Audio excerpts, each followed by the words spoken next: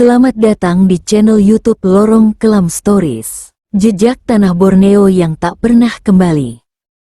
Hujan deras mengguyur atap seng rumah sederhana di Kampung Sukamaju, Jawa Tengah, menciptakan simfoni kesedihan yang seolah menjadi latar belakang kehidupan Joko Santoso, seorang pemuda berusia 25 tahun yang memiliki mata berbinar penuh harapan namun tersimpan keresahan mendalam di sudut hatinya. Wajahnya yang tirus dengan kumis tipis yang baru tumbuh menunjukkan kematangan prematur seorang anak sulung yang harus menanggung beban keluarga sejak ayahnya meninggal dunia 3 tahun silam karena sakit yang berkepanjangan. Tubuhnya yang kurus namun tegap mencerminkan ketangguhan seorang pekerja keras yang tak pernah mengenal lelah, meski dalam dadanya tersimpan mimpi-mimpi besar yang belum terwujud. Malam itu, di ruang tamu yang sempit dengan dinding kayu yang mulai lapuk, Joko duduk bersila di atas tikar pandan sambil menatap surat lamaran kerja yang telah ia tulis dengan tinta biru menggunakan pulpen yang sudah hampir habis. Di sampingnya, ibunya, Siti Hadijah, seorang wanita paruh baya yang rambutnya mulai beruban, duduk dengan punggung membungkuk sambil menjahit baju tetangga untuk menambah penghasilan keluarga yang sangat minim. Cahaya lampu minyak tanah yang redup menciptakan bayangan-bayangan di dinding yang tampak seperti hantu-hantu masa lalu yang terus menghantui kehidupan mereka. "Mas Joko, kamu yakin mau pergi jauh-jauh ke Kalimantan? Tanah Borneo itu bukan tanah biasa, banyak cerita-cerita yang membuat bulu kuduk merinding," ujar Siti Hadijah dengan suara yang bergetar. Tangannya berhenti menjahit sejenak sambil menatap putra sulungnya dengan mata yang berkaca-kaca. Kerutan-kerutan di wajahnya yang disebabkan oleh beban hidup dan kesedihan yang berkepanjangan semakin terlihat jelas di bawah cahaya lampu yang temaram. Joko menghela nafas panjang, menatap keluar jendela kecil yang tertutup kain sarung lusuh, seolah-olah ia sedang melihat masa depan yang masih kabur dan penuh ketidakpastian. "Bu, di sini saya sudah melamar kerja kemana-mana, dari pabrik gula sampai toko kelontong, tapi tidak ada yang menerima. Gaji buruh tani juga tidak cukup untuk menghidupi keluarga kita. Adik Yuli butuh biaya sekolah, adik Budi juga masih kecil dan perlu makan yang bergizi. Kalau saya tidak berani mengambil risiko, kapan keluarga kita bisa keluar dari kemiskinan yang melilit ini?" Suara Joko terdengar mantap namun di balik kekuatannya tersimpan keraguan yang dalam. Ia tahu bahwa keputusan untuk merantau ke Kalimantan bukanlah keputusan yang mudah, terutama dengan berbagai cerita mistis yang beredar di kampungnya tentang tanah Borneo yang konon dihuni oleh makhluk-makhluk halus yang tidak senang dengan pendatang dari luar. Namun, tawaran kerja di perusahaan kelapa sawit dengan gaji yang menggiurkan membuat Joko nekat untuk mencoba peruntungan di tanah seberang. Di sudut ruangan, adiknya yang berusia 17 tahun, Yuli Wulandari, seorang gadis manis dengan rambut panjang yang dikepang dua, sedang belajar di bawah cahaya lampu yang redup sambil sesekali mencuri dengar pembicaraan kakak dan ibunya.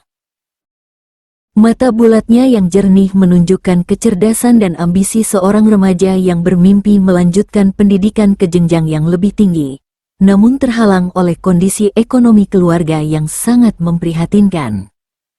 "Mas, kalau memang itu jalan terbaik, Yuli akan mendukung keputusan Mas Joko. Tapi Mas harus janji, setiap minggu harus menelepon atau mengirim surat, biar kami tahu Mas dalam keadaan sehat dan selamat," kata Yuli dengan suara yang bergetar. Matanya sudah berkaca-kaca membayangkan kepergian kakak satu-satunya yang selama ini menjadi tulang punggung keluarga. Joko tersenyum tipis, menghampiri adiknya dan mengusap kepala Yuli dengan lembut. "Tentu saja, Mas tidak akan melupakan kalian. Mas pergi bukan untuk selamanya, tapi untuk mengumpulkan modal agar kita bisa hidup lebih layak. Mungkin 2 atau 3 tahun, setelah itu Mas akan pulang dan kita bisa membuka usaha sendiri di kampung."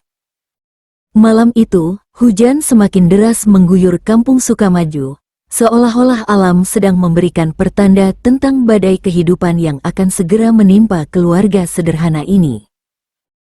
Angin kencang membuat daun-daun kelapa di halaman rumah bergoyang dengan menakutkan, menciptakan suara-suara yang menyerupai bisikan-bisikan gaib yang tidak dapat dipahami. Di kejauhan, terdengar suara burung hantu yang berkicau dengan nada yang menyayat hati, seolah-olah sedang melantunkan nyanyian duka untuk seseorang yang akan mengalami nasib tragis. Fajar menyingsing dengan perlahan di ufuk timur ketika Joko sudah bersiap dengan tas kecil berisi pakaian sederhana dan beberapa helai uang yang terkumpul dari hasil menjual sepeda motor tuanya, satu-satunya harta berharga yang dimiliki keluarganya. Wajahnya tampak pucat karena kurang tidur, matanya merah karena semalaman tidak bisa memejamkan mata, memikirkan perjalanan panjang yang akan ia tempuh menuju tanah yang belum pernah ia injak sebelumnya. Ibu Siti Hadijah sudah bangun sejak subuh untuk menyiapkan bekal perjalanan berupa nasi gudeg buatan sendiri yang dibungkus dengan daun pisang, telur rebus, dan segelas air putih dalam botol bekas yang sudah dicuci bersih. Tangannya yang gemetar karena usia dan beban hidup yang berat, dengan penuh kasih sayang merapikan kerah baju Joko sambil berbisik doa-doa keselamatan. "Joko nak, ibu sudah siapkan tasbih ini untuk kamu bawa. Ini tasbih pemberian almarhum ayahmu dulu, semoga bisa melindungi kamu di tanah rantau. Jangan lupa sholat 5 waktu, dan kalau ada apa-apa yang aneh-aneh, segera baca ayat kursi dan surat Al-Ikhlas," kata Siti Hadijah sambil menyematkan tasbih kayu berwarna coklat tua yang sudah lusuh ke saku baju Joko. Yuli yang matanya sudah bengkak karena menangis semalaman, memeluk kakaknya dengan erat sambil berkata, "Mas, jangan sampai lupa sama kampung halaman. Kalau sudah sukses di sana, jangan berubah jadi orang lain. Tetap jadi Mas Joko yang baik hati dan selalu peduli sama keluarga." Pukul 6 pagi, bus antar kota sudah tiba di halte sederhana di ujung kampung Sukamaju. Bus tua dengan cat biru yang sudah memudar dan knalpot yang mengeluarkan asap hitam pekat itu akan membawa Joko dalam perjalanan pertama menuju Semarang, kemudian dilanjutkan dengan kapal laut menuju Pontianak, dan akhirnya menggunakan bus lokal menuju perkebunan kelapa sawit di pedalaman Kalimantan Barat. Ketika bus mulai bergerak meninggalkan kampung halamannya, Joko menatap keluar jendela sambil melambaikan tangan kepada ibu dan adiknya yang masih berdiri di pinggir jalan dengan mata berkaca-kaca. Pemandangan sawah-sawah hijau, rumah-rumah sederhana, dan orang-orang yang sudah ia kenal sejak kecil perlahan menghilang dari pandangannya, digantikan oleh pemandangan baru yang asing dan penuh ketidakpastian. Perjalanan darat dari Sukamaju ke Semarang memakan waktu hampir 5 jam dengan kondisi jalan yang berlubang dan berkelok-kelok. Joko duduk di bangku paling belakang sambil memeluk tasnya erat-erat. Sesekali ia mengobrol dengan penumpang lain yang juga sedang bepergian untuk mencari kerja di kota-kota besar. Ada Pak Warno, seorang pria paruh-baya dari Klaten yang hendak menemui anaknya di Jakarta. Bu Lastri, seorang ibu rumah tangga yang akan menjadi pembantu di Surabaya. Dan beberapa pemuda lain yang nasibnya hampir sama dengan Joko, terpaksa meninggalkan kampung halaman karena desakan ekonomi. "Mas mau ke Kalimantan ya? Wah, jauh sekali. Saya dulu pernah punya tetangga yang kerja di sana. Katanya sih gajinya besar tapi kondisinya berat.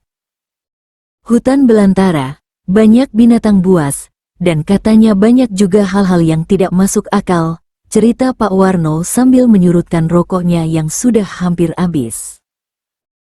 Joko hanya mengangguk sambil tersenyum tipis. Dalam hatinya ia berharap bahwa cerita-cerita mistis tentang Kalimantan hanyalah mitos belaka yang diciptakan untuk menakut-nakuti orang. Namun, ada firasat aneh yang terus menggelayut di hatinya, seolah-olah ada sesuatu yang tidak beres dengan perjalanan ini. Ketika bus tiba di Terminal Semarang, hujan turun dengan derasnya. Joko harus berlari menuju pelabuhan Tanjung Emas sambil menutupi kepalanya dengan tas, basah kuyup dan kedinginan. Kapal yang akan membawanya ke Pontianak adalah kapal kargo tua yang juga mengangkut penumpang dengan fasilitas seadanya. Perjalanan laut akan memakan waktu hampir 2 hari dengan kondisi cuaca yang tidak menentu. Di atas kapal, Joko bertemu dengan beberapa orang yang juga hendak bekerja di perkebunan kelapa sawit. Ada Bambang, seorang pemuda asal Yogyakarta yang bertubuh gempal dengan tawa yang keras. Sutrisno, pria pendiam asal Solo dengan mata yang tajam dan sedikit misterius. Dan Agus, pemuda ceria asal Magelang yang selalu berusaha mencairkan suasana dengan lelucon-leluconnya. Kita ini nasibnya sama, Mas. Sama-sama nekat ninggalin kampung halaman demi sesuap nasi. Tapi kata teman saya yang sudah kerja di sana, kalau kita tekun dan tidak macam-macam, dalam setahun bisa bawa pulang uang puluhan juta, kata Bambang sambil menyalakan rokok dan menatap laut yang gelap gulita. Sutrisno yang sedari tadi diam, tiba-tiba berkata dengan nada yang agak seram, yang penting kita harus hati-hati di sana. Tanah Kalimantan itu bukan tanah biasa. Banyak yang bilang kalau hutan di sana masih ada penunggunya. Kalau kita tidak sopan dan sembarangan, bisa-bisa kita yang celaka. Agus tertawa keras. Ah, Mas Sutrisno ini. Jangan terlalu percaya sama cerita-cerita tahayul. Yang penting kita kerja dengan baik, hormati sesama, dan selalu ingat Tuhan. Insya Allah semuanya akan baik-baik saja. Malam pertama di atas kapal, Joko tidak bisa tidur nyenyak. Suara ombak yang menghantam badan kapal, ditambah dengan goyang kapal yang cukup kencang, membuat perutnya mual dan kepalanya pusing. Ia berdiri di dek kapal sambil menatap langit malam yang penuh bintang, menghirup udara laut yang asin dan segar. Dalam diamnya, ia berdoa kepada Allah agar perjalanannya diberi kelancaran dan keselamatan. Keesokan harinya, kapal tiba di pelabuhan Pontianak pada sore hari. Kota Pontianak yang ramai dan hiruk-pikuk sangat berbeda dengan Kampung Sukamaju yang tenang dan damai. Bangunan-bangunan tinggi, kendaraan bermotor yang hilir mudik, dan orang-orang dengan berbagai suku dan bahasa yang berbeda-beda membuat Joko merasa seperti berada di dunia yang sama sekali asing. Malam itu, mereka menginap di sebuah losmen sederhana di pinggir Sungai Kapuas. Dari jendela kamar, Joko bisa melihat perahu-perahu nelayan yang berlalu lalang di sungai yang berwarna coklat keruh. Suasana Pontianak di malam hari cukup sepi, hanya terdengar suara-suara kendaraan yang sesekali lewat dan gonggongan anjing-anjing kampung. Keesokan paginya, mereka naik bus menuju lokasi perkebunan kelapa sawit yang terletak sekitar 4 jam perjalanan dari Pontianak. Bus yang mereka tumpangi adalah bus lokal yang sudah tua dengan jalan yang semakin lama semakin rusak dan berlubang. Pemandangan mulai berubah dari perkotaan menjadi pedesaan, kemudian menjadi hutan-hutan lebat yang tampak angker dan misterius. Sepanjang perjalanan, Joko memperhatikan hutan-hutan Kalimantan yang lebat dan gelap. Pohon-pohon raksasa dengan tinggi puluhan meter menciptakan kanopi yang begitu rapat sehingga sinar matahari hampir tidak bisa menembus ke dasar hutan. Kadang-kadang ia melihat asap-asap tipis mengepul dari dalam hutan, yang menurut sopir bus adalah asap dari kampung-kampung Dayak yang masih tinggal di pedalaman. Hutan-hutan ini masih banyak penghuninya, Mas. Bukan cuma binatang, tapi juga makhluk-makhluk lain yang tidak kasat mata. Kalau mau kerja di sini, harus bisa menghormati penunggu hutan. Jangan sembarangan buang sampah, jangan buang air kecil sembarangan, dan jangan teriak-teriak di hutan, nasihat sopir bus yang sudah berusia 50-an tahun dengan mata yang bijaksana. Sutrisno yang duduk di belakang Joko mengangguk-angguk, betul kata Pak Sopir. Saya pernah dengar cerita dari teman yang kerja di perkebunan, ada yang sembarangan dan tidak sopan sama penunggu hutan, akhirnya hilang berminggu-minggu. Waktu ditemukan, kondisinya sudah tidak waras lagi. Joko merasa bulu kuduknya merinding mendengar cerita-cerita tersebut, namun ia berusaha menenangkan diri dengan berpikir bahwa semua itu hanyalah cerita-cerita yang dilebih-lebihkan. Ia yakin bahwa selama ia bekerja dengan jujur, tidak berbuat jahat, dan selalu ingat kepada Tuhan, pasti tidak akan terjadi hal-hal yang tidak diinginkan. Perkebunan kelapa sawit PT Borneo Makmur Sejahtera terletak di tengah-tengah hutan belantara Kalimantan Barat, dikelilingi oleh pohon-pohon besar yang sudah berusia ratusan tahun. Kompleks perkebunan terdiri dari kantor utama yang terbuat dari kayu ulin, asrama pekerja yang berbentuk barak panjang, mes makan, dan fasilitas-fasilitas penunjang lainnya. Suasana di kompleks ini sangat sepi dan hening. Hanya terdengar suara-suara binatang hutan yang berkicau dan sesekali suara angin yang bertiup kencang melalui dedaunan. Pak Agung Dermawan, kepala mandor yang berusia 40-an dengan postur tubuh tinggi besar dan kulit yang hitam legam karena sering bekerja di bawah terik matahari, menyambut kedatangan Joko dan kawan-kawan dengan ramah namun tegas. Wajahnya yang keras dengan kumis tebal menunjukkan pengalaman seorang pekerja lapangan yang sudah berpuluh tahun menggeluti dunia perkebunan. Selamat datang di PT Borneo Makmur Sejahtera. Saya harap kalian semua sudah siap dengan kondisi kerja di sini yang tidak mudah. Kerja dimulai jam 5 pagi sampai jam 5 sore, dengan istirahat siang selama 1 jam. Gaji pokok 3 juta rupiah per bulan, ditambah bonus produktivitas kalau target tercapai. Tapi ingat, di sini tidak ada tempat untuk orang yang malas dan tidak disiplin, kata Pak Agung dengan suara yang tegas sambil menatap satu persatu pekerja baru yang berdiri di hadapannya. Joko ditempatkan di asrama nomor 3 bersama dengan 20 orang pekerja lainnya.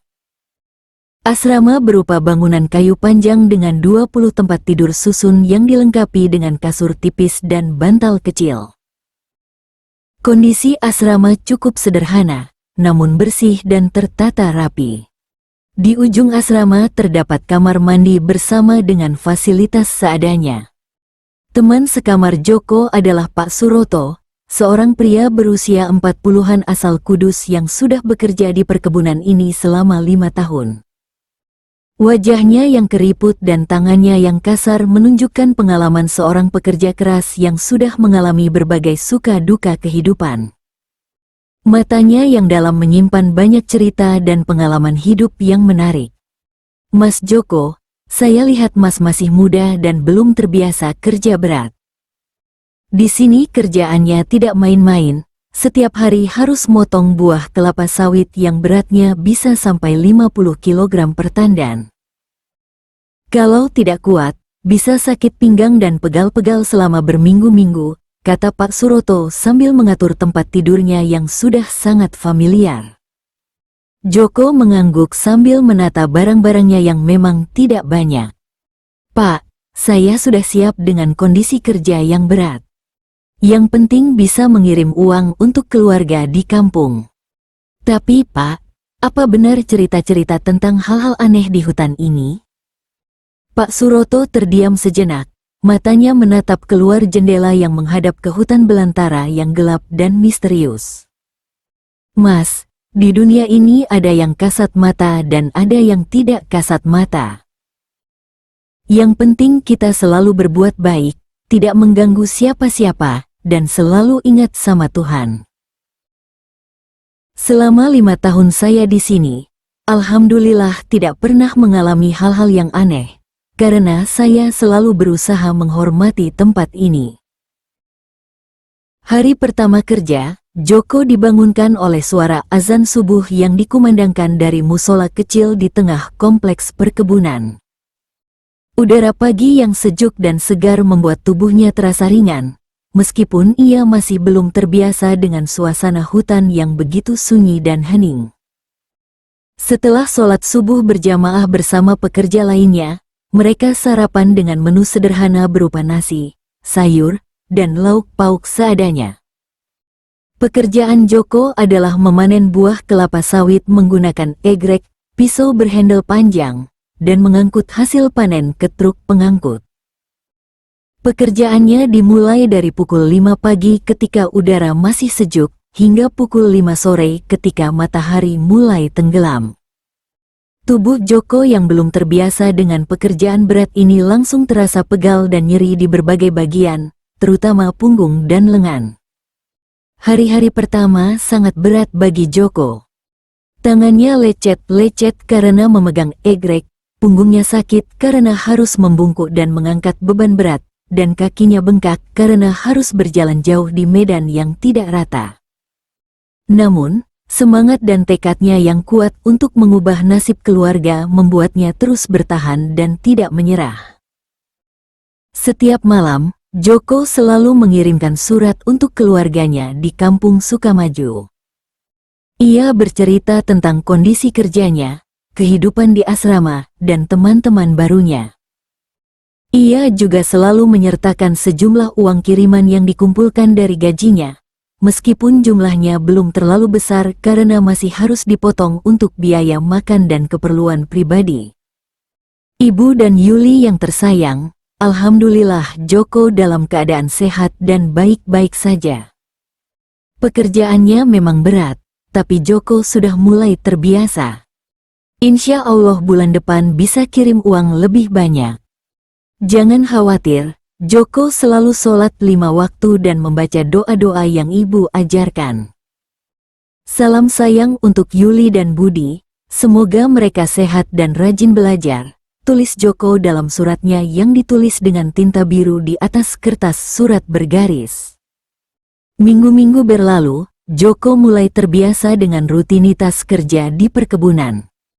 Tubuhnya menjadi lebih kuat dan kekar, kulitnya menjadi lebih gelap karena terkena sinar matahari, dan pengalamannya dalam memanen kelapa sawit semakin mahir. Ia juga mulai akrab dengan teman-teman sekerjanya, terutama dengan Bambang, Sutrisno, dan Agus yang datang bersamanya dari Jawa. Namun, seiring berjalannya waktu, Joko mulai merasakan hal-hal aneh yang terjadi di sekitar perkebunan. Kadang-kadang ia mendengar suara-suara bisikan yang tidak jelas sumbernya ketika bekerja sendirian di kebun. Sesekali ia melihat bayangan-bayangan hitam yang bergerak cepat di antara pohon-pohon kelapa sawit, padahal ketika ia menoleh tidak ada siapa-siapa di sana. Suatu malam, ketika Joko sedang tidak bisa tidur karena cuaca yang panas dan pengap, ia mendengar suara langkah kaki yang berjalan bolak-balik di luar asrama. Suara langkah kaki itu terdengar sangat jelas, seperti orang yang sedang mondar-mandir dengan gelisah. Joko mengintip dari jendela, namun di luar sana gelap gulita dan tidak terlihat siapa-siapa. "Pak Suroto, Bapak dengar suara langkah kaki tadi tidak?" tanya Joko dengan berbisik kepada teman sekamarnya. Pak Suroto yang sebenarnya tidak tidur menjawab dengan nada yang tenang, "Mas, di tempat seperti ini memang sering terjadi hal-hal seperti itu. Yang penting jangan terlalu dipikirkan dan jangan takut. Baca saja ayat kursi dan istighfar, biasanya akan hilang sendiri." Joko mengikuti saran Pak Suroto, ia membaca ayat kursi dan istighfar dalam hati sambil menutup mata rapat-rapat. Anehnya, setelah ia membaca doa-doa tersebut, suara langkah kaki itu benar-benar hilang dan ia bisa tidur dengan nyenyak hingga pagi. Memasuki bulan ketiga, produktivitas kerja Joko semakin meningkat dan ia sudah dianggap sebagai salah satu pekerja terbaik di perkebunan. Pak Agung sering memberikan pujian atas kedisiplinan dan semangat kerjanya. Gaji yang diterima Joko juga semakin besar karena bonus produktivitas yang ia dapatkan setiap bulannya. Hal ini membuatnya sangat senang karena bisa mengirim uang lebih banyak untuk keluarganya di kampung. Namun, Seiring dengan pencapaian kerjanya yang semakin baik, hal-hal aneh yang dialami Joko juga semakin sering terjadi. Ketika bekerja sendirian di area kebun yang agak jauh dari pekerja lain, ia sering mendengar suara-suara seperti orang yang sedang berbicara dalam bahasa yang tidak ia mengerti. Suaranya samar-samar namun cukup jelas, seperti ada sekelompok orang yang sedang berunding tentang sesuatu.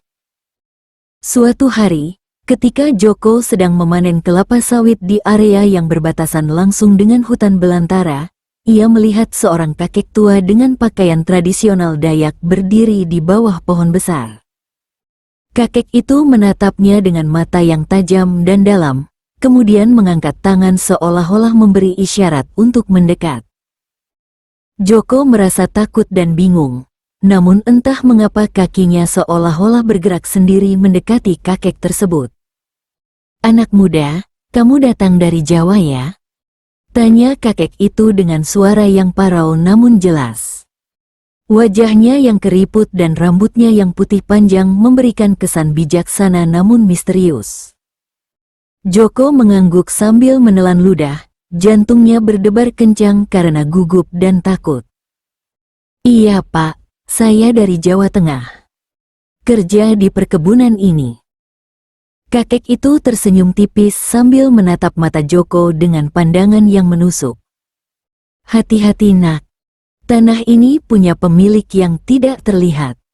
Mereka tidak suka dengan orang-orang yang serakah dan tidak menghormati alam. Kamu masih muda dan bersih hatinya, tapi ada teman-temanmu yang mulai dikuasai oleh keserakahan." Setelah mengatakan hal tersebut, kakek itu berjalan masuk ke dalam hutan dan menghilang di balik pepohonan yang lebat. Joko berdiri terpaku selama beberapa menit, otaknya berusaha mencerna apa yang baru saja terjadi. Ia merasa bahwa pertemuan dengan kakek tua itu bukanlah kebetulan biasa, tetapi ada maksud tertentu di baliknya. Malam harinya, Joko menceritakan pengalamannya kepada Pak Suroto. Wajah Pak Suroto berubah serius ketika mendengar cerita Joko, matanya menatap ke arah hutan yang gelap di luar jendela. "Mas Joko, kakek yang Mas temui itu kemungkinan adalah salah satu tetua suku Dayak yang masih hidup di hutan. Mereka punya kemampuan spiritual yang tinggi dan bisa merasakan aura seseorang. Kalau dia bilang ada teman-teman Mas yang mulai dikuasai keserakahan, berarti ada yang tidak beres dengan beberapa orang di sini," kata Pak Suroto dengan nada yang khawatir.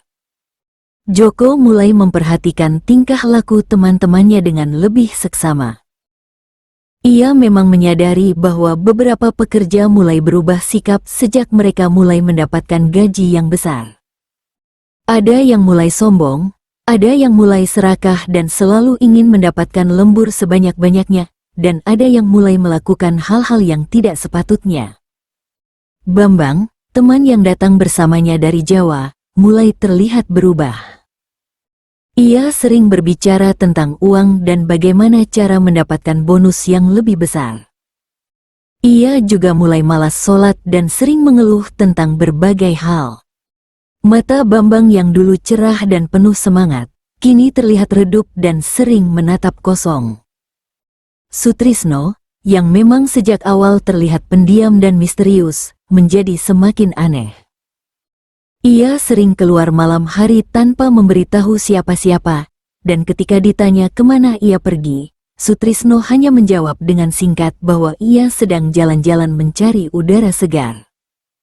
Namun yang membuat Joko merasa tidak nyaman adalah tatapan mata Sutrisno yang semakin hari semakin kosong dan dingin, seolah-olah jiwanya sudah tidak ada di dalam tubuhnya.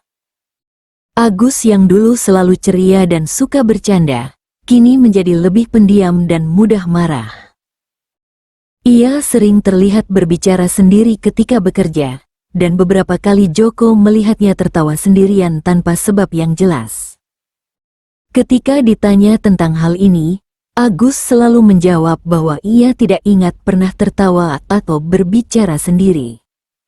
Suatu malam, Joko terbangun karena mendengar suara pintu asrama yang terbuka dan tertutup. Ia melihat Sutrisno berjalan keluar dengan langkah yang aneh, seperti orang yang sedang berjalan dalam keadaan setengah sadar. Joko diam-diam mengikuti Sutrisno dari kejauhan, penasaran dengan kemana temannya itu pergi di tengah malam. Sutrisno berjalan menuju hutan belantara dengan langkah yang pasti, seolah-olah ia sudah hafal betul dengan jalan yang ia lalui. Joko mengikuti dari kejauhan sambil bersembunyi di balik pepohonan, jantungnya berdebar kencang karena takut dan penasaran. Hutan di malam hari terasa sangat menakutkan, suara-suara binatang nokturnal dan angin yang bertiup kencang menciptakan suasana yang mencekam. Di tengah hutan, Sutrisno berhenti di sebuah pohon besar yang tampak sudah berusia ratusan tahun. Pohon itu memiliki batang yang sangat besar dengan akar-akar yang menjulur kemana-mana, menciptakan ruang-ruang kosong di bawahnya. Sutrisno duduk bersila di bawah pohon itu sambil menatap ke atas dengan mata terbuka lebar.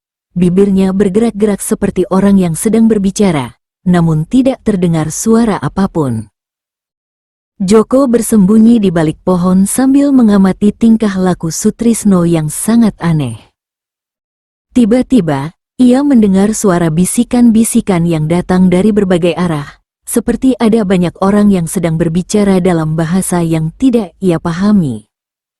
Suara-suara itu semakin lama semakin keras dan jelas, membuat bulu kuduk Joko merinding dan tubuhnya gemetar ketakutan. Yang lebih menakutkan lagi, Joko melihat bayangan-bayangan hitam yang bergerak-gerak di sekitar Sutrisno. Bayangan-bayangan itu tidak memiliki bentuk yang jelas, namun terlihat seperti makhluk-makhluk yang sedang mengelilingi Sutrisno sambil berbisik-bisik. Sutrisno sendiri tampak tidak takut atau terganggu, bahkan ia terlihat seperti sedang menikmati situasi tersebut. Joko tidak tahan lagi dengan pemandangan yang menakutkan itu. Ia berlari secepat mungkin kembali ke asrama sambil terus membaca ayat kursi dan istighfar. Napasnya tersengal-sengal ketika ia tiba di asrama, keringat dingin membasahi seluruh tubuhnya. Ia langsung masuk ke tempat tidurnya dan menutup seluruh badannya dengan selimut sambil terus berdoa agar dilindungi dari segala gangguan makhluk halus. Keesokan paginya, Sutrisno kembali ke asrama dengan wajah pucat dan mata yang sayu. Ketika Joko mencoba menyapanya, Sutrisno hanya menatapnya dengan pandangan kosong seolah-olah tidak mengenalinya. Sepanjang hari itu, Sutrisno bekerja dengan gerakan yang lambat dan tidak fokus. Berkali-kali ia hampir tertimpa tandan kelapa sawit karena kelalaiannya. Pak Agung yang melihat kondisi Sutrisno mulai khawatir. "Sutrisno, kamu kenapa akhir-akhir ini? Kerja tidak fokus, sering bengong, dan wajah kamu pucat terus. Kamu sakit apa?" Sutrisno hanya menggeleng lemah sambil menjawab dengan suara yang hampir tidak terdengar. "Tidak apa-apa, Pak. Mungkin cuma kecapean saja." Namun Joko tahu bahwa yang dialami Sutrisno bukanlah kelelahan biasa. Ada sesuatu yang sudah masuk ke dalam diri Sutrisno, sesuatu yang tidak kasat mata namun sangat berbahaya. Joko mulai merasa takut dan khawatir, tidak hanya untuk Sutrisno tetapi juga untuk dirinya sendiri dan teman-teman lainnya. Hari-hari berikutnya, kondisi Sutrisno semakin memburuk. Ia sering terlihat berbicara sendiri dengan suara yang keras, kadang-kadang tertawa tanpa sebab, dan kadang-kadang menangis tanpa alasan yang jelas. Ketika ditanya tentang hal ini, Sutrisno selalu menjawab bahwa ia sedang berbicara dengan teman-temannya, padahal di sekitarnya tidak ada siapa-siapa.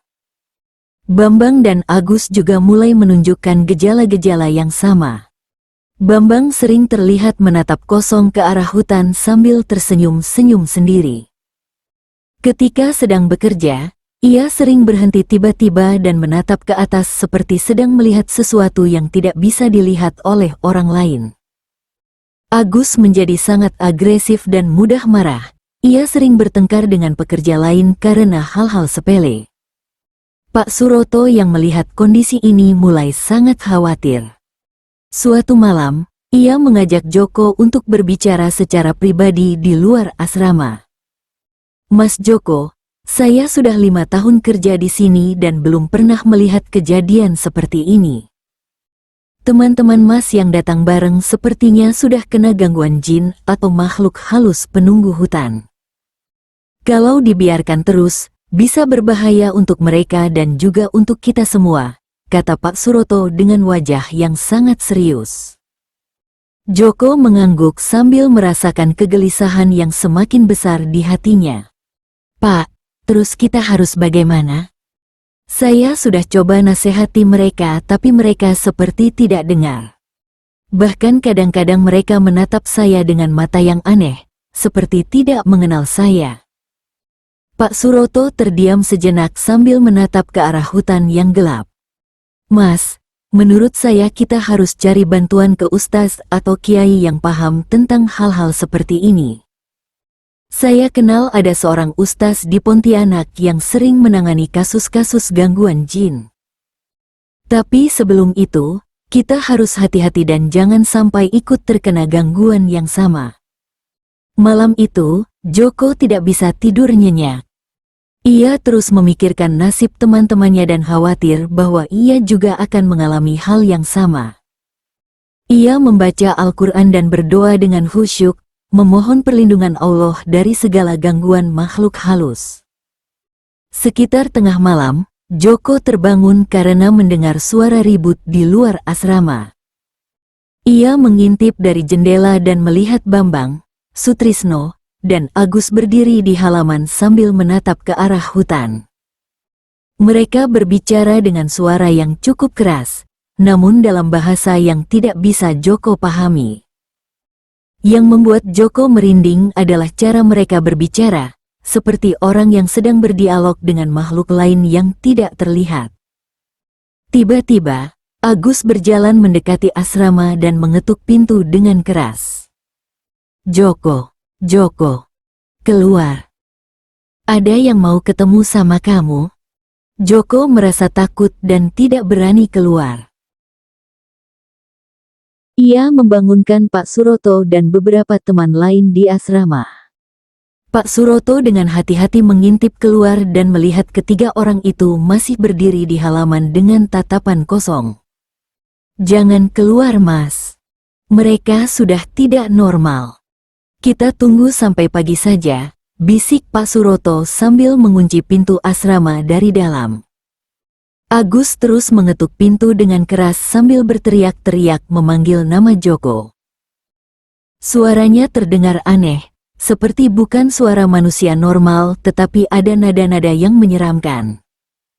Bambang dan Sutrisno ikut berteriak-teriak dengan suara yang tidak jelas, kadang-kadang seperti sedang tertawa, kadang-kadang seperti sedang menangis. Semua penghuni asrama terbangun dan merasa takut mendengar suara-suara yang menakutkan itu. Mereka berkumpul di tengah asrama sambil membaca doa-doa dan ayat-ayat Al-Quran. Pak Suroto memimpin pembacaan ayat kursi dan surat-surat pendek secara berjamaah, berharap suara-suara itu akan hilang. Anehnya, setelah mereka membaca ayat kursi dan surat-surat Al-Quran dengan khusyuk, suara-suara di luar asrama berangsur-angsur hilang. Ketika Pak Suroto mengintip keluar, ketiga orang itu sudah tidak ada lagi. Entah kemana mereka pergi, yang jelas halaman asrama sudah kosong dan sunyi. Pagi harinya, Bambang, Sutrisno, dan Agus tidak datang untuk sarapan dan bekerja seperti biasanya. Pak Agung dan beberapa pekerja lain mencari mereka ke seluruh area perkebunan, namun tidak menemukan jejak mereka. Tempat tidur mereka kosong dan barang-barang mereka masih tertata rapi, seolah-olah mereka tidak pernah tidur di sana. Tim pencarian diperluas hingga ke area hutan di sekitar perkebunan. Setelah pencarian selama 2 hari, akhirnya mereka menemukan ketiga orang itu di dalam hutan, di bawah pohon besar yang sama di mana Joko pernah melihat Sutrisno pada malam itu. Kondisi mereka sangat memprihatinkan, duduk bersila dengan mata terbuka lebar namun tidak fokus, seperti orang yang sedang dalam keadaan tidak sadar. Ketika dibawa kembali ke perkebunan, ketiga orang itu tidak bisa diajak bicara dengan normal. Mereka hanya menatap kosong dan sesekali berbicara dalam bahasa yang tidak jelas. Kadang-kadang mereka tertawa sendiri, kadang-kadang menangis tanpa sebab. Kondisi fisik mereka juga sangat lemah, seperti orang yang sudah lama tidak makan dan minum. Pak Agung segera menghubungi keluarga mereka dan pihak rumah sakit terdekat. Namun, dokter yang memeriksa mereka tidak menemukan gangguan fisik yang berarti. Secara medis, mereka dalam kondisi sehat, namun kondisi mental mereka sangat terganggu. Ini bukan kasus medis biasa, kata dokter kepada Pak Agung. Mereka seperti mengalami gangguan psikis yang sangat berat.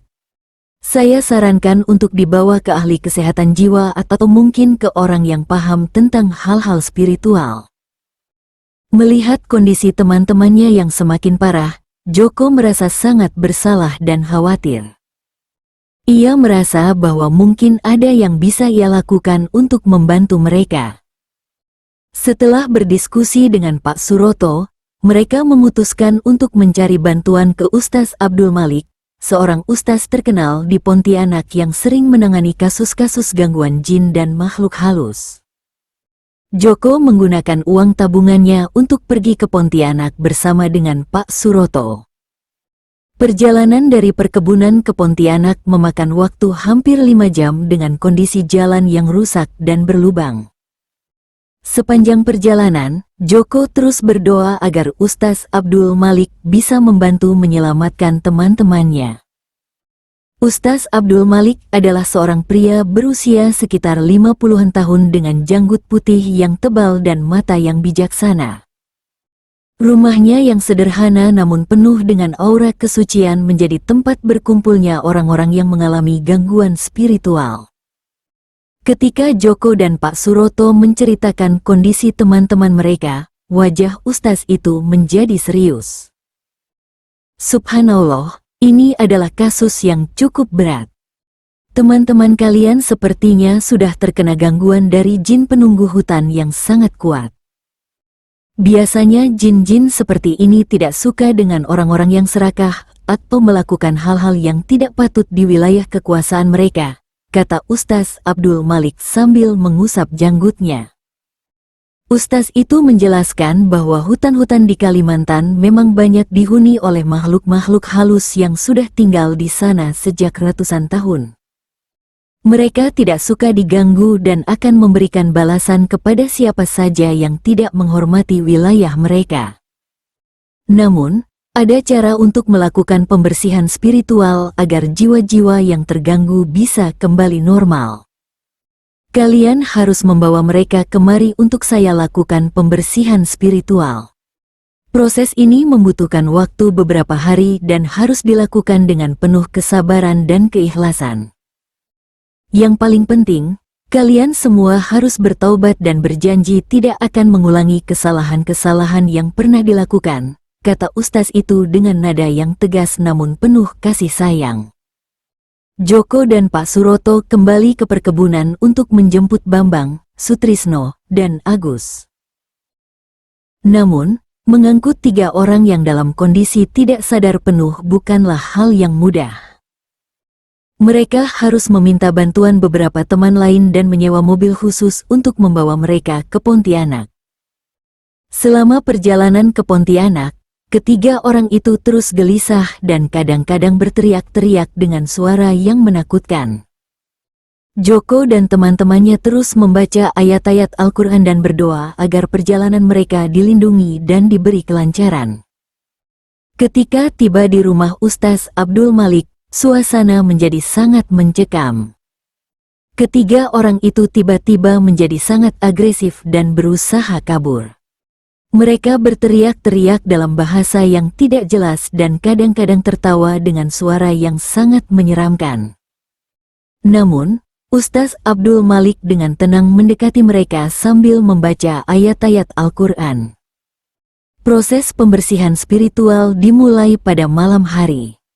Ustaz Abdul Malik memimpin pembacaan ayat-ayat Al-Quran secara berjamaah, sementara ketiga orang yang terganggu dibaringkan di atas tikar sambil diikat dengan lembut agar tidak menyakiti diri sendiri atau orang lain. Suasana ruangan menjadi sangat khusyuk dengan lantunan ayat-ayat suci yang dibaca dengan penuh penghayatan.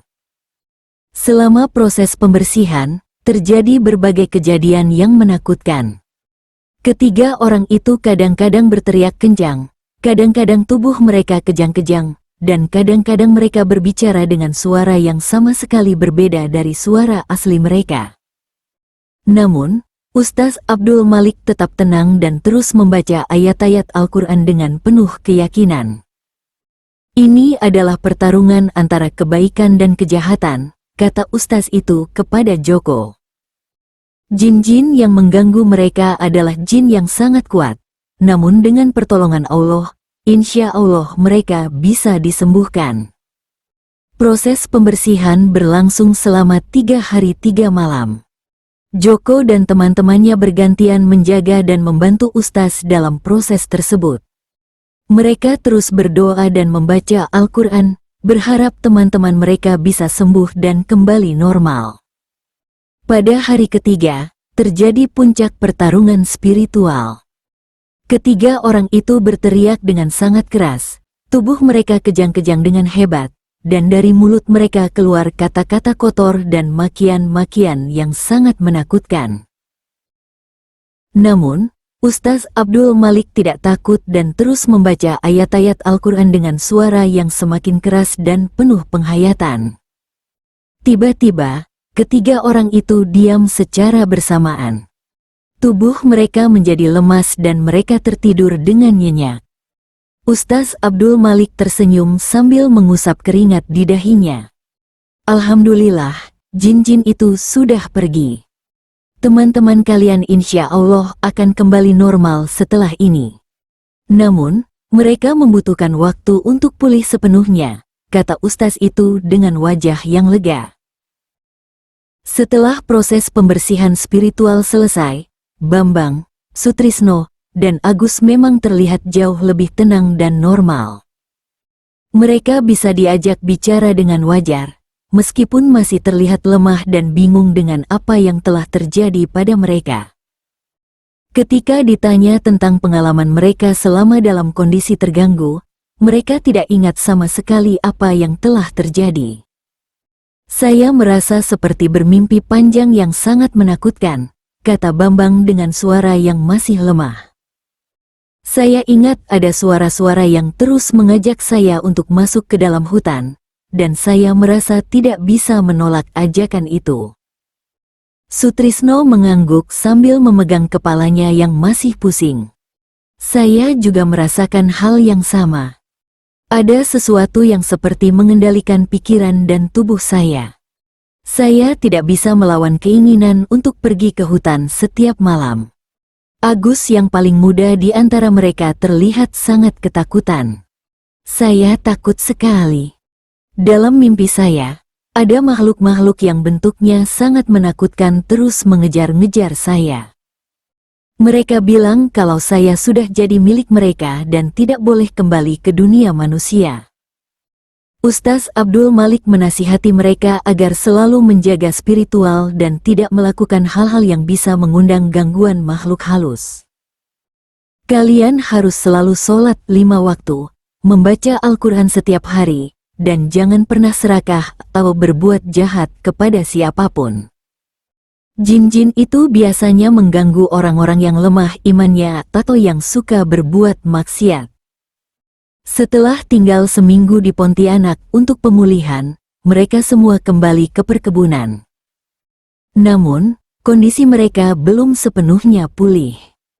Mereka masih sering terlihat pucat dan lemah, sering sakit kepala, dan tidak bisa bekerja dengan produktivitas seperti sebelumnya. Pak Agung memberikan keringanan tugas kepada mereka dan memberikan waktu pemulihan yang cukup. Joko merasa lega bahwa teman-temannya sudah sembuh, namun ia mulai merasakan hal-hal aneh terjadi pada dirinya sendiri. Setiap malam, Ia bermimpi buruk tentang hutan dan makhluk-makhluk menakutkan yang ingin menariknya masuk ke dalam kegelapan.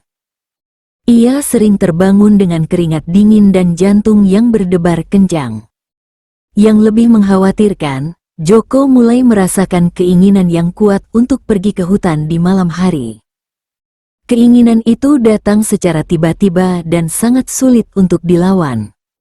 Beruntung, ia masih bisa mengendalikan diri dan selalu membaca ayat-ayat Al-Quran ketika keinginan itu muncul. Suatu malam, keinginan untuk pergi ke hutan menjadi sangat kuat hingga Joko hampir tidak bisa menahannya. Ia bangun dari tempat tidur dan berjalan menuju pintu asrama dengan langkah yang terasa berat. Untungnya, Pak Suroto yang kebetulan belum tidur melihat tingkah laku Joko yang aneh. "Mas Joko, mau kemana tengah malam begini?"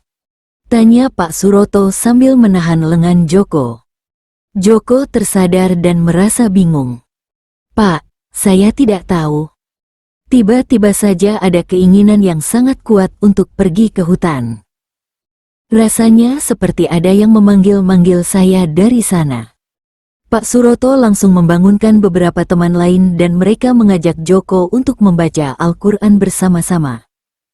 Setelah membaca beberapa surat dan ayat-ayat pilihan, keinginan aneh itu berangsur-angsur hilang dan Joko bisa tidur dengan tenang. Keesokan harinya, Joko menceritakan pengalamannya kepada Pak Agung. Pak Agung yang sudah berpengalaman di perkebunan itu langsung merasa khawatir. "Joko, sepertinya kamu juga mulai kena gangguan yang sama dengan teman-temanmu.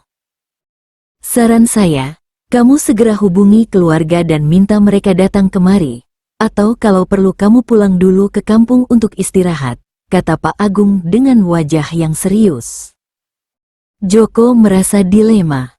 Di satu sisi, ia takut dengan gangguan yang mulai ia rasakan. Namun di sisi lain, ia belum mencapai target tabungan yang ia inginkan untuk keluarganya.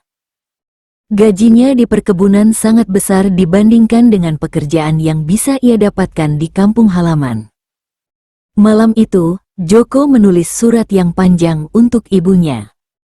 Ia menceritakan kondisinya yang mulai terganggu dan meminta nasihat tentang apa yang harus ia lakukan.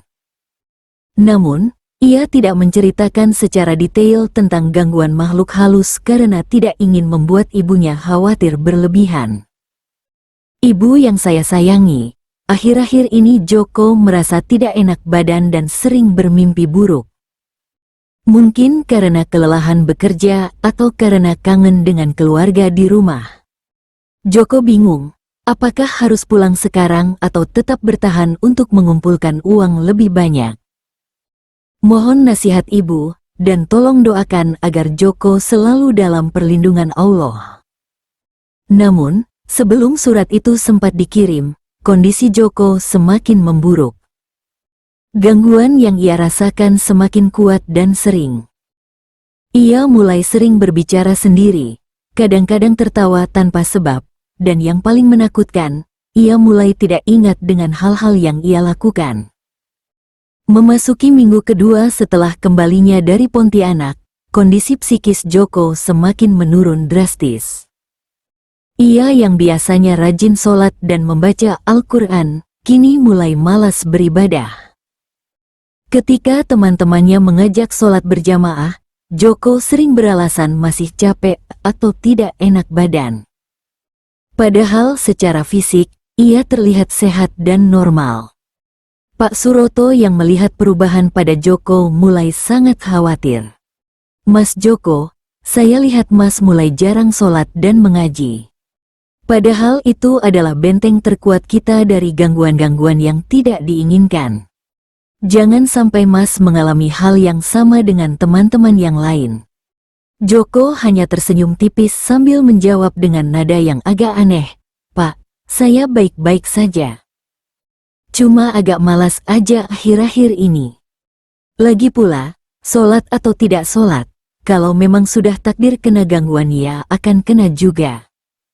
Jawaban Joko yang sinis itu membuat Pak Suroto semakin khawatir.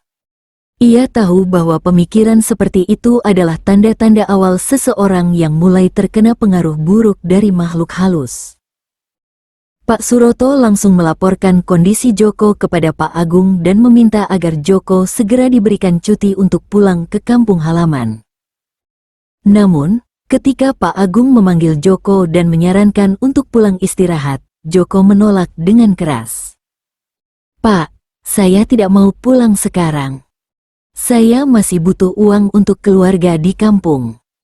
Kalau pulang sekarang, kapan lagi saya bisa dapat gaji sebesar ini?" Yang membuat semua orang terkejut adalah perubahan karakter Joko yang sangat drastis. Ia yang dulu dikenal sebagai pekerja yang jujur dan tidak serakah, kini menjadi sangat terobsesi dengan uang. Ia selalu berbicara tentang bonus, lembur, dan cara-cara untuk mendapatkan gaji yang lebih besar. Matanya yang dulu jernih dan penuh semangat, kini terlihat redup dan kadang-kadang menatap kosong. Suatu malam, Joko mulai melakukan hal yang sama seperti yang dilakukan Sutrisno sebelumnya. Ia bangun tengah malam dan berjalan keluar asrama menuju hutan belantara.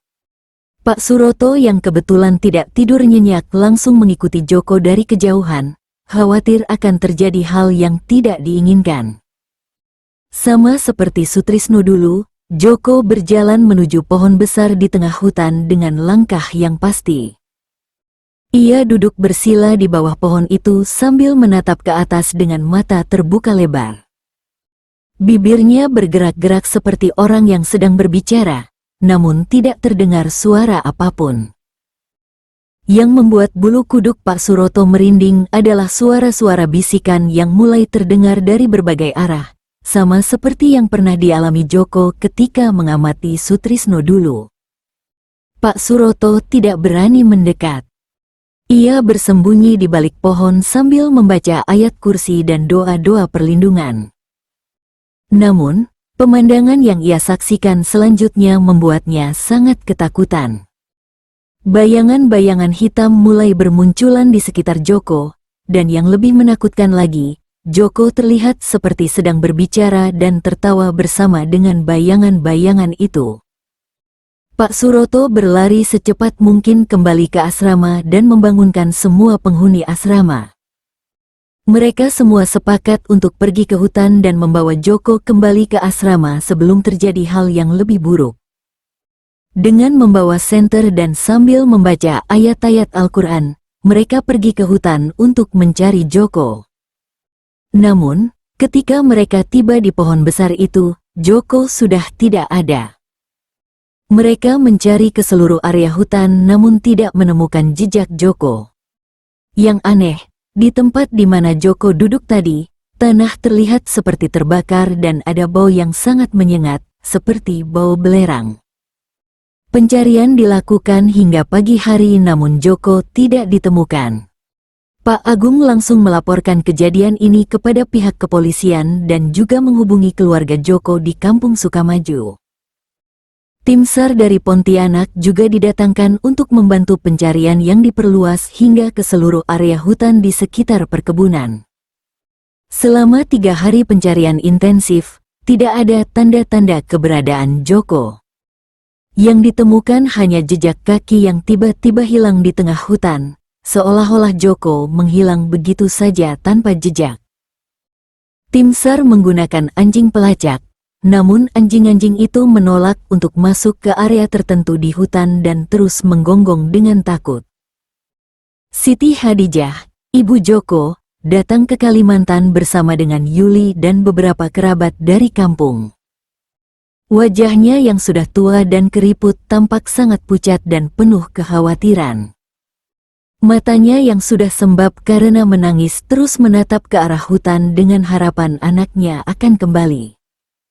"Tuhan, kembalikan anak saya. Joko anak yang baik, dia pergi merantau untuk menghidupi keluarga. Dia tidak pernah berbuat jahat kepada siapapun." Doa Siti Hadijah sambil menangis terseduh-seduh di depan hutan yang telah menelan anaknya. Yuli yang masih berusia 17 tahun juga ikut menangis sambil memeluk ibunya. "Bu, Mas Joko pasti masih hidup. Kita harus terus cari sampai ketemu. Yuli yakin Mas Joko akan pulang. Namun, pencarian yang dilakukan selama seminggu tidak membuahkan hasil. Tim SAR terpaksa menghentikan operasi pencarian karena tidak ada lagi petunjuk yang bisa diikuti. Keluarga Joko tetap tinggal di Pontianak dengan harapan ada kabar terbaru tentang keberadaan anak mereka. 2 minggu setelah hilangnya Joko, seorang pemburu lokal bernama Pak Udin menemukan sesuatu yang mengejutkan di dalam hutan. Pak Udin yang sudah puluhan tahun berburu di hutan Kalimantan menemukan sesosok mayat yang tergeletak di bawah pohon besar yang sama di mana Joko terakhir kali terlihat. Mayat itu dalam kondisi yang sangat aneh. Secara fisik, mayat itu masih utuh dan tidak menunjukkan tanda-tanda pembusukan meskipun sudah 2 minggu berada di hutan yang lembab. Wajahnya tampak tenang seperti orang yang sedang tidur, namun kulitnya pucat seperti lilin dan bibirnya berwarna biru kehitaman. Yang paling mengejutkan, ketika diperiksa oleh dokter, mayat itu ternyata adalah Joko Santoso. Namun, ada hal yang sangat aneh. Menurut pemeriksaan dokter, kondisi mayat itu seperti baru meninggal beberapa jam yang lalu, bukan 2 minggu. Tidak ada tanda-tanda kekerasan atau penyakit yang menyebabkan kematian. Secara medis, Joko meninggal tanpa sebab yang jelas. Pak Udin yang menemukan mayat Joko bercerita kepada polisi tentang keanehan yang ia alami. "Pak, waktu saya mendekati mayat itu, saya merasakan hawa yang sangat dingin meskipun cuaca sedang panas. Di sekitar mayat itu juga ada bau yang aneh, seperti bau bunga melati yang sangat kuat. Dan yang paling aneh, burung-burung dan binatang hutan sama sekali tidak mendekati area itu." Ketika berita ditemukannya mayat Joko sampai ke keluarga, Siti Khadijah langsung pingsan. Ia tidak bisa menerima kenyataan bahwa anak sulungnya yang pergi merantau dengan penuh harapan, kini kembali dalam kondisi yang sangat menyedihkan. Yuli menangis histeris sambil memeluk jenazah kakaknya yang terlihat sangat damai. "Mas Joko, kenapa Mas tinggalin Yuli dan Ibu? Mas kan janji akan pulang dengan membawa kesuksesan. Kenapa malah pulang jadi begini?" Isak Yuli sambil mengusap wajah kakaknya yang sudah dingin. Ustaz Abdul Malik yang mendengar berita kematian Joko langsung datang ke rumah sakit untuk melihat jenazah. Setelah memeriksa jenazah Joko, wajah Ustaz itu menjadi sangat serius dan khawatir. "Ini bukan kematian biasa," kata Ustaz Abdul Malik kepada keluarga Joko. "Jenazah ini memiliki tanda-tanda orang yang meninggal karena jiwa dan rohnya tersedot oleh makhluk halus yang sangat kuat. Biasanya hal ini terjadi pada orang yang sudah lama berinteraksi dengan jin atau makhluk gaib hingga akhirnya jiwanya dikuasai sepenuhnya." Ustaz itu menjelaskan bahwa di hutan-hutan Kalimantan memang terdapat makhluk-makhluk halus yang sangat kuat dan tidak suka dengan kehadiran manusia di wilayah mereka. Mereka biasanya menggoda manusia dengan iming-iming kekayaan atau kekuasaan, namun pada akhirnya akan mengambil jiwa dan roh manusia tersebut sebagai tumbal. Joko kemungkinan sudah terlalu dalam terlibat dengan makhluk-makhluk itu. Ketika jiwa dan rohnya sudah sepenuhnya dikuasai, maka tubuh fisiknya akan mati secara otomatis. Ini adalah bentuk kematian yang paling mengerikan karena tidak hanya tubuh yang mati, tetapi jiwa juga terikat dengan makhluk-makhluk kegelapan, jelas Ustaz itu dengan wajah yang sangat sedih. Jenazah Joko dibawa pulang ke Kampung Sukamaju untuk dimakamkan di pemakaman keluarga. Seluruh warga kampung turut berduka cita atas kepergian pemuda yang dikenal baik hati dan pekerja keras itu. Namun, ada hal-hal aneh yang terjadi selama proses pemakaman. Ketika jenazah Joko dibawa masuk ke rumah untuk disolatkan, tiba-tiba cuaca yang cerah berubah menjadi mendung dan hujan turun dengan sangat deras. Angin kencang bertiup dan membuat daun-daun pohon berguguran. Suasana menjadi sangat mencekam dan menyeramkan. Yang lebih aneh lagi, ketika jenazah Joko diletakkan di atas usungan untuk dibawa ke masjid, tiba-tiba usungan itu menjadi sangat berat. 8 orang dewasa yang biasanya mudah mengangkat usungan jenazah, kali ini merasa kesulitan untuk mengangkatnya. Mereka harus bergantian dan butuh waktu yang sangat lama untuk membawa jenazah itu ke masjid. Selama proses sholat jenazah, imam yang memimpin sholat beberapa kali terbata-bata dalam bacaannya. Ia merasa ada sesuatu yang tidak biasa dengan jenazah itu.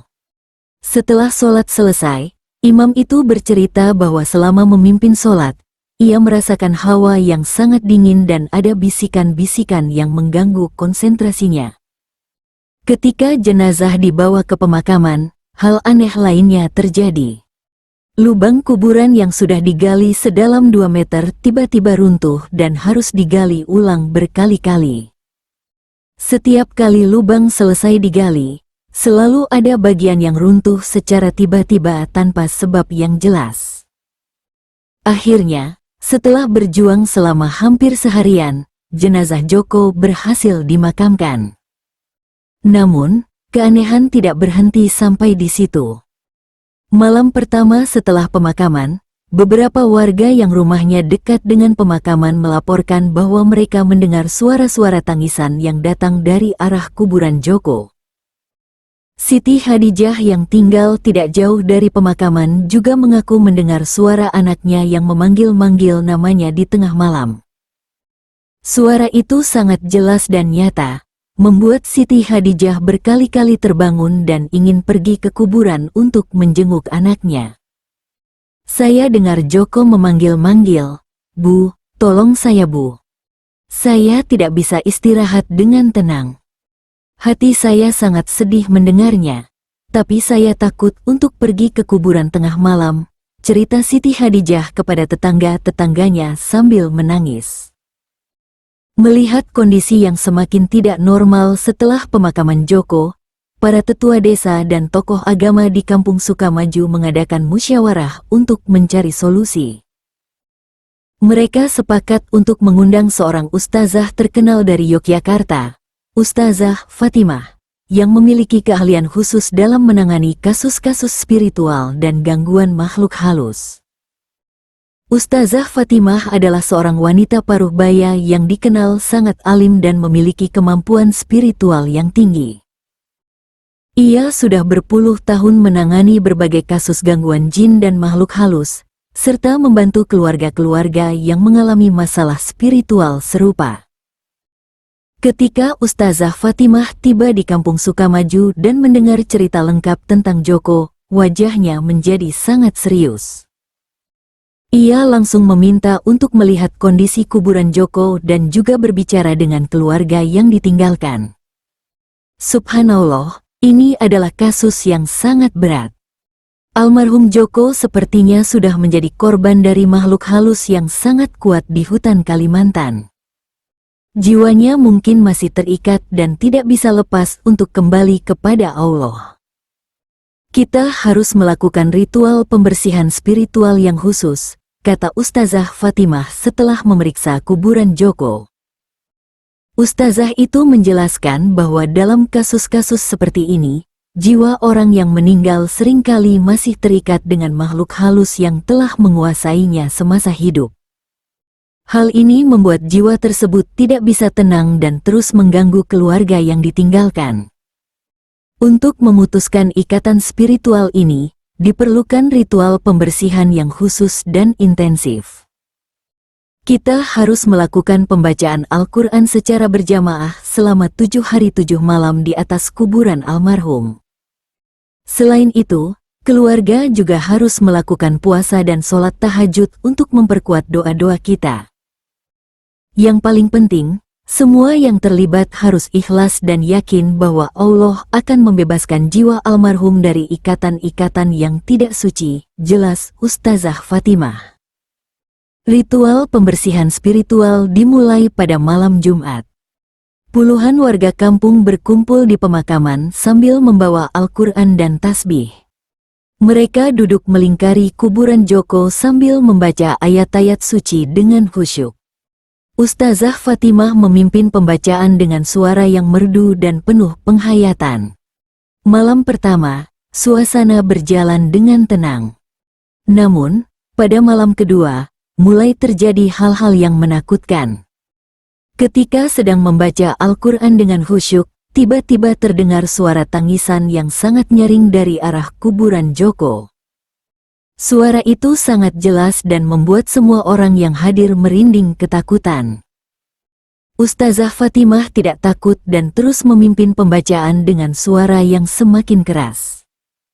Jangan takut, ini adalah pertanda bahwa jiwa almarhum sedang berjuang untuk lepas dari ikatan yang mengikatnya. Kita harus terus berdoa dan membaca Al-Quran dengan penuh keyakinan. Pada malam ketiga, terjadi fenomena yang lebih menakutkan lagi. Selama pembacaan Al-Quran, tiba-tiba tanah di atas kuburan Joko bergerak-gerak seperti ada sesuatu yang berusaha keluar dari dalam tanah. Beberapa orang yang tidak kuat iman langsung berlari meninggalkan pemakaman, namun sebagian besar tetap bertahan dan terus berdoa. Siti Hadijah yang sejak awal mengikuti ritual pembersihan dengan khusyuk, tiba-tiba menangis histeris. "Joko, anakku, ibu tahu kamu sedang menderita. Ibu akan terus berdoa sampai kamu bisa tenang dan kembali kepada Allah. Maafkan ibu yang tidak bisa melindungimu waktu di rantau." Tangisan Siti Hadijah yang tulus dan penuh penyesalan itu membuat semua orang yang hadir ikut menangis. Mereka semua merasakan kesedihan yang mendalam atas nasib tragis yang menimpa pemuda baik seperti Joko. Malam keempat dan kelima, ritual berjalan dengan lebih tenang. Suara-suara aneh sudah tidak terdengar lagi dan tanah di atas kuburan Joko juga sudah tidak bergerak-gerak. Ustazah Fatimah mengatakan bahwa ini adalah pertanda baik, menunjukkan bahwa ikatan spiritual yang mengikat jiwa Joko sudah mulai melemah. Pada malam ke-6, terjadi sesuatu yang membuat semua orang terharu. Ketika Ustazah Fatimah sedang membaca surat Yasin dengan penuh penghayatan, tiba-tiba terdengar suara yang sangat lembut dari arah kuburan Joko. Suara itu seperti suara Joko yang sedang mengucapkan istighfar dan membaca solawat. Astagfirullahaladzim, Allahumma sholli ala Muhammad wa ala ali Muhammad. Suara itu terdengar sangat jelas dan damai, tidak seperti suara-suara menakutkan pada malam-malam sebelumnya. Siti Hadijah langsung mengenali suara anaknya dan menangis bahagia. "Itu suara Joko. Anak ibu sudah bisa berdoa lagi. Alhamdulillah, jiwa anakku sudah bebas." Ustazah Fatimah tersenyum sambil terus memimpin pembacaan Al-Quran. "Alhamdulillah, jiwa almarhum Joko sudah mulai lepas dari ikatan-ikatan yang mengikatnya. Kita lanjutkan ritual ini sampai malam ke-7 untuk memastikan jiwanya benar-benar bebas dan bisa tenang." Pada malam ke-7, ritual pembersihan spiritual mencapai puncaknya.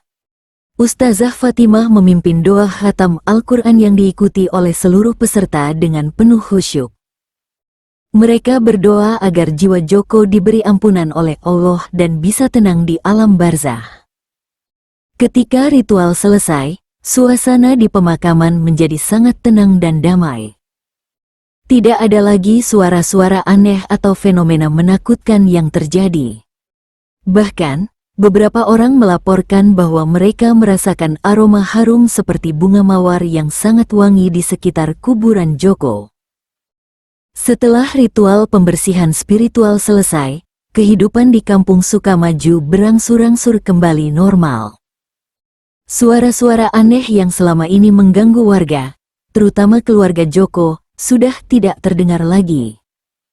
Siti Hadijah mengaku bisa tidur dengan nyenyak dan tidak lagi mendengar suara anaknya yang memanggil-manggil di tengah malam. Namun, Kesedihan atas kehilangan Joko masih terasa sangat dalam di hati keluarga dan seluruh warga kampung.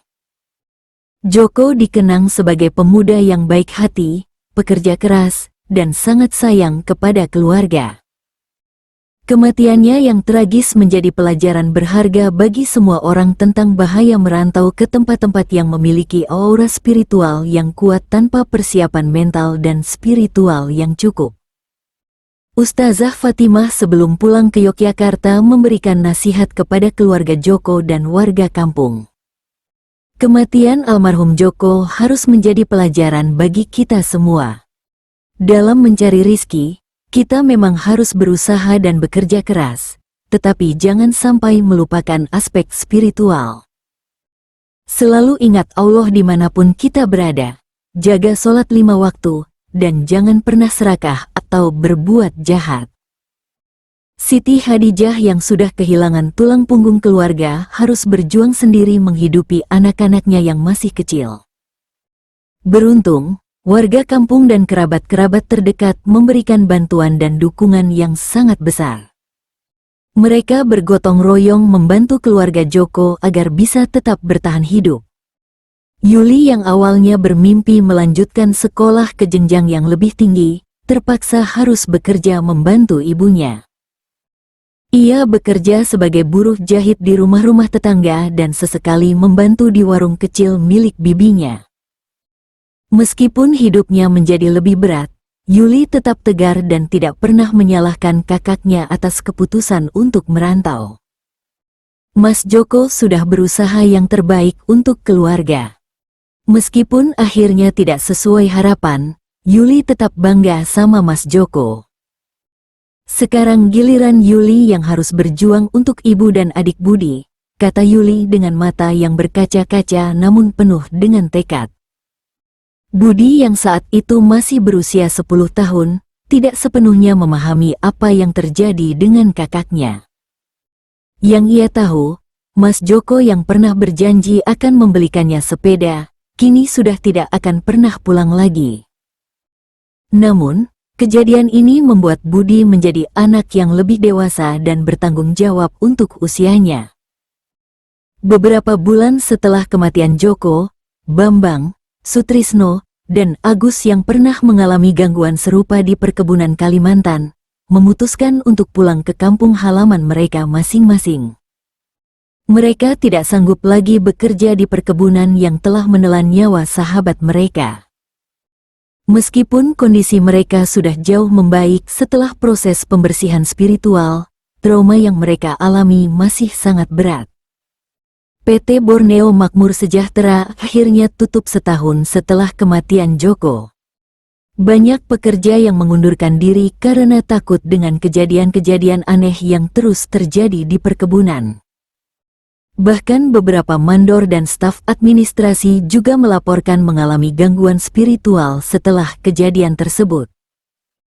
Pak Agung, kepala mandor yang sudah belasan tahun bekerja di perkebunan, akhirnya memutuskan untuk pindah ke perkebunan lain di daerah yang berbeda.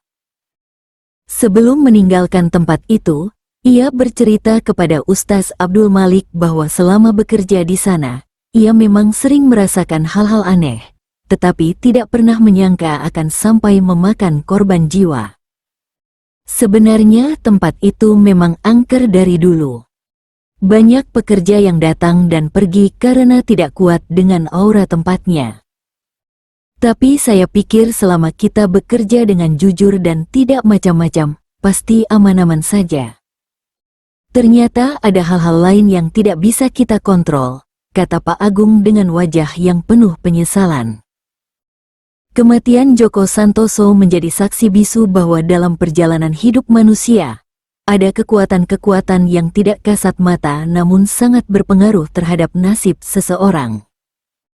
Kekuatan-kekuatan itu tidak bisa dianggap remeh atau diabaikan, tetapi harus dihormati dan dihadapi dengan persiapan spiritual yang matang.